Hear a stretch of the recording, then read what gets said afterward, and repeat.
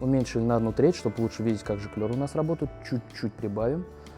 Так лучше, конечно, не хулиганить, дать разгореться бревну как следует, но мы немножко все-таки похулиганим. Соответственно, в таком режиме мы видим, как снизу у нас сбивается пламя подачи воздуха, как сзади жиклеры работают и как подача воздуха со стекла закручивает пламя дополнительно. То есть оно закручивается первый раз от пламегаситель, после чего от подачи воздуха на стекло, и, соответственно, происходят такие неплохие, даже отличные завихрения. Так, давайте полностью перекроем. Горение у нас практически полностью уходит. И тут мы в прошлый раз добились. Интересно, сейчас будет видно?